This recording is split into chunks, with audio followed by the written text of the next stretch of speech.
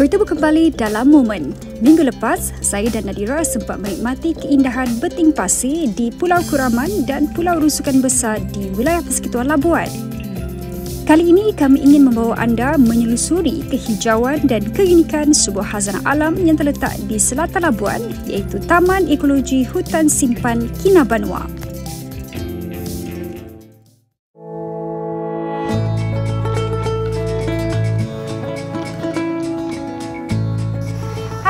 Episod Momen kali ini saya nak bawa anda terokai flora dan fauna terutamanya di Labuan, dan hari ini saya berada di Taman Ekologi Payabakau Kinabanuan dan pastinya bersama saya adalah Nadira untuk kita terokai sektor ekopelancongan yang juga boleh menjana pendapatan penduduk setempat di sini. Nak tahu apa yang ada dekat dalam ni?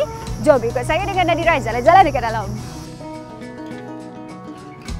Taman Ekologi Payabakau Kinabanuan ini terletak di Kampung Kinabanuan dan meliputi kawasan seluas kira-kira 200 hektar.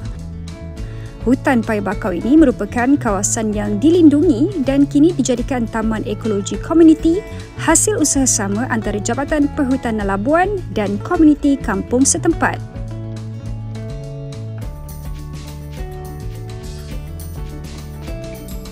Selain menyokong pelancongan lestari, taman ini juga memainkan peranan penting dalam pemeliharaan ekosistem bakau dan biodiversiti pesisir pantai.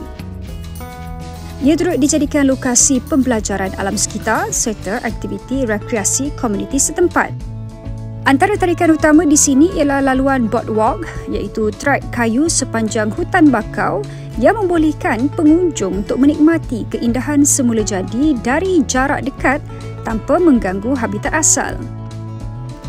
Bagi yang gemar fotografi, hutan simpan ini juga merupakan lokasi yang ideal untuk merakam keindahan alam semula jadi. Cahaya yang menembusi celahan pokok dan pantulan air payabakau memberikan suasana yang sangat fotogenik, terutamanya pada waktu pagi dan senja. Setiap sudut menyimpan pesona tersendiri, sesuai untuk jurugambar amatur mahupun profesional.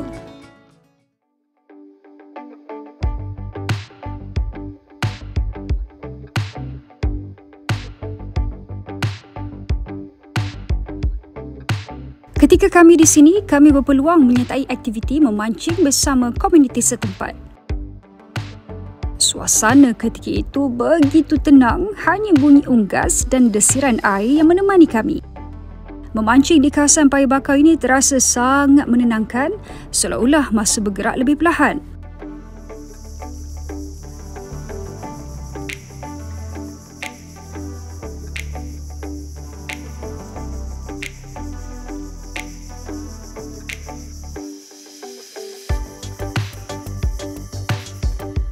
Jika anda belum pernah datang ke sini, inilah masanya untuk merasai sendiri keindahan hutan Payabakau Kinabanuan.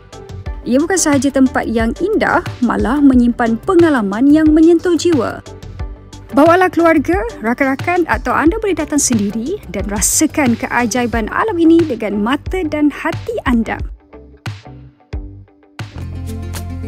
Dalam episod seterusnya, kami teroka cita rasa tempatan sambil menikmati keindahan senja di bumi Labuan. Temui kami dalam Momen minggu hadapan.